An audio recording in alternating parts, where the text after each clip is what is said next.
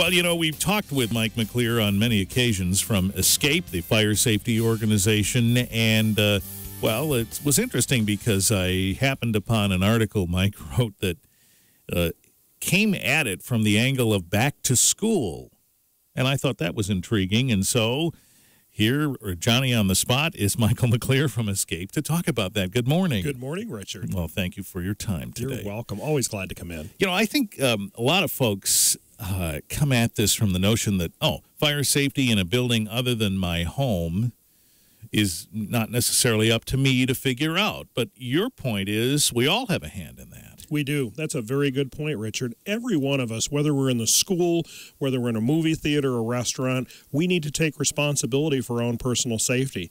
And often when emergencies strike, we tend to go out, especially if we have to evacuate a building, the same way we came in. Mm-hmm. And that may not be the quickest way out. That's right. It may not be the quickest or the safest way out, even from that perspective. So I just wanted to get people thinking, both students and parents, and this article hits all varieties of education, from primary education all the way to the college level, thinking of some of those different requirements in order to stay safe. I would wager that most people, when they're going about their business of the day, don't walk into a building and say, where's the nearest exit, when they finally settle themselves wherever it is in the building they're going. Is that true? It is. It is. Many times when I talk with people out in public or at community events, the number one comment is if they've experienced a fire or other emergency situation, the number one comment is, I didn't think it was going to happen to me. Oh, yeah. Well, do we ever? Right. Yep. So complacency sometimes can set in. Sometimes we don't think it's going to be applicable to us, and we believe we can recall all the safety information we've learned over a lifetime, where sometimes it may not be appropriate. We sometimes have forgotten certain skill sets, and it's always essential that we really review the basics to keep everybody in our home, our family, and our schools safe. So teachers have a responsibility, but students also have a responsibility to pay close attention to those instructions should the unthinkable occur. Boy, I can't even tell you if at a moment where suddenly I have to escape a building, is my brain going to engage on all those things I've learned? Yep, exactly. So that's why it's important we review information, we repeat the common basics as far as knowing our two ways out, making sure we know what to do when the fire alarm activates, because if we're in a restroom, we may not be alerted. And if we have somebody that's hard of hearing, not all older buildings and older restrooms may have those strobe lights to be able to alert patrons, hey, it's time to get outside. So do we know what to do when the fire alarm activates? Do we know where to go? And do we know where to relocate outside? Teachers need to make sure that they take their rosters outside so they can have a good head count as far as attendance for the day, because if we have students that didn't come to school that day, we don't want to incorrectly count them, or likewise, we don't want to miss any students who may be in the restroom, down at the principal's office, or visiting the cafeteria. And we'll talk more about that in just a minute with Mike McLeieer from E.S.C.A.P.E on WBCK. Mike McLeieer is here from E.S.C.A.P.E Fire Safety Organization. When I was in school, I remember we did fire drills on a regular basis. And you know how it always is, the teachers would get together and whisper in the hallway, and you'd wonder what they were talking about. Fire drills coming. They'd be preparing for that. And I really don't remember an occasion upon which any of us walked into the school and said, gee, do we have the fire safety deal sorted out here? We just presumed it was done. Exactly. Is that how it works still these days? It's somewhat of how it works. We need to make sure, again, from a student's perspective, when teachers or aides are giving instructions, we're paying attention. Going back into school in September, kids are still on summer mode. So there's a lot of fun. They're seeing new friends. They're in a new classroom. They have a new teacher. But it's important, again, we pay close attention to the instructions, because if one way is blocked by smoke or fire, and that's always the way that the class is evacuated, they get into a routine, just like we do as adults. Right. And they may not know or think to follow that second way out. Things like when we leave the classroom, making sure that the last person leaving closes the door, because what that does is it stops the spread of smoke or fire should there be a real incident. And one of the things we also have to be concerned with, if we have an intruder that gets into the building, could they set a fire as a diversion to try and get people outside with an active shooter type situation? That wasn't, an issue when you and I were growing up. That certainly was not. Yeah. So all those things come into factor, and it's just really important that families not scared, but they talk proactively, just like they should be doing at home with fire safety drills. Also the importance of being respectful, listening, and following directions. So do fire departments in various municipalities in Michigan keep up with schools and check in with them and say, have you sorted out your fire escape plan? Usually that's up to the state of Michigan to regulate. Many fire departments, however, do have that collaboration with their local schools on a proactive means. They're the experts. They're the local experts that actually interact with the students when we're doing fire prevention talks, for example, in October or throughout the year. So a lot of fire departments go above and beyond and want to make sure that they're available should an emergency take place or before an emergency takes place, so that pre-planning can be talked about. And certainly as our campuses are much more massive, it's important for public safety and the fire service to understand which are the quick ways for us to respond should an emergency occur. Boy, when I was in elementary school long ago, somebody during the summer, some brainiac, broke into the school and set it on fire. There were several locations where they use an accelerant. One of them was the closet of our teacher's classroom. And so as school started, it must have happened right before school started or during a break or something, because I remember going to school and the first day back after all this had gone on, we had to go to our desks and clear them out because we were in a different room for a period of time while that went on, and the smell in there was still smoky and weird, and it was just a weird feeling for a kid, to walk into a situation like that in what had felt like a safe place. Of course, it seemed a little vulnerable, but I don't remember that lasting too long, so they must have handled it well. But good thing we weren't in school. But even that little distant exposure to that situation, I remember being very strange and giving an odd feeling.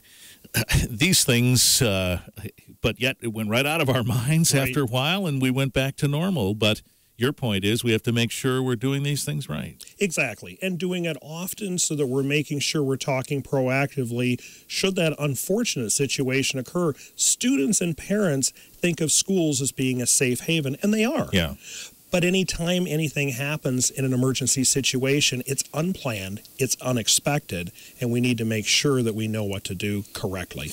Mike McLeieer from E.S.C.A.P.E is here. When we come back in a minute, we'll talk about this from the teacher perspective, too. If there are teachers listening, should they be hearing what you're saying and comparing that to what they know to be their procedures? And what if they're not the same? We'll talk about that with Mike McLeieer in just a minute on WBCK.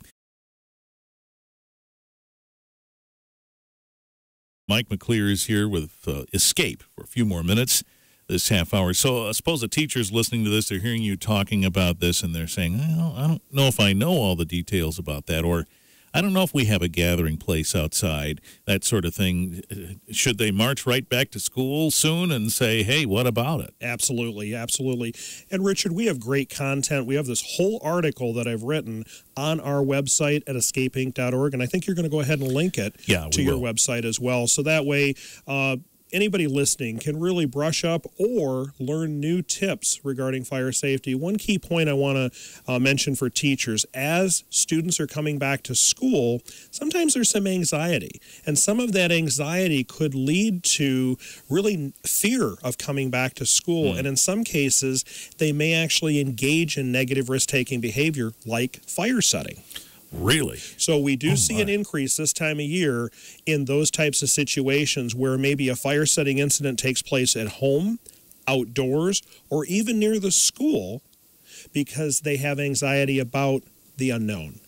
They don't know who the teacher's going to be. They don't know the classroom, things like that. Doesn't happen all the time, but if the teachers start seeing warning signs such as a student who's normally very outgoing all of a sudden becomes remiss or introverted rather, maybe the student has had some recent drama or crisis in their lives. Maybe they've lost a family member, maybe a pet, maybe another loved one. Those are all some of the things that we look at. And I just had a case where a fire department contacted me, and a 10-year-old actually lit her mattress on fire just about a week ago because of some concerns she has going back to school. And that lighting the mattress was the cry for help. And she has many other dynamics that's going on in her life. So we want to make sure that everybody understands there's resources out there. We have great programs in the Battle Creek area to be able to handle any of these types of high-risk type situations. Might be difficult for an adult to understand the connection there, but somewhere in that child's thinking, the thought was, if I do this, it'll get some attention toward me. That's right. Well, exactly. That worked, right, but not the way you'd like it to happen.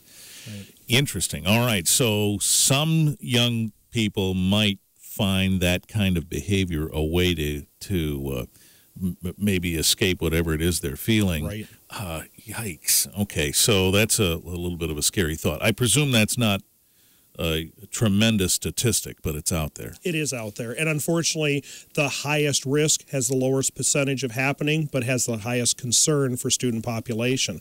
In the school, some of the areas where the experimentation takes place is right in the bathroom, because there's no cameras, there's no supervision. Yeah. And sometimes parents minimize that and say, well, my child just lit a fire in the bathroom. What can burn? There's tile, there's water, but the concern is very great for all the students within the school building. The behavior is the question. Exactly. Yeah. So is it appropriate for a parent listening to this to call up the school and say, what are your fire safety procedures? How often do you practice them, et cetera, et cetera? Because I think if you're a parent, you might not even know when that happens. Yes. I suppose communication is better than it was when you and I were in school, but it's still possible. It is. And a lot of times schools are being proactive because they have electronic newsletters that they're sending out. There's welcome packages. There's introductions. There's the electronic bulletin boards that the parents have access to follow their students' progress. At any time, if there are questions, certainly engage in that conversation with school administration and have those questions answered proactively and make sure that we put everybody's mind at ease. Some of these things apply, too, in the workplace. I mean, if you have a decent-sized workplace with a number of people working there and there's a fire, then you would want to have some sort of procedure in place to account for people. When I worked for AAA long ago, they have a huge campus on the other side of the state.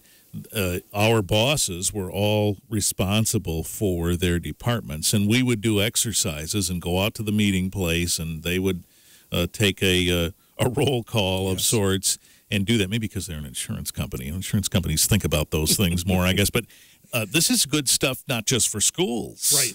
Anybody, home, school, or workplace, being prepared is the key.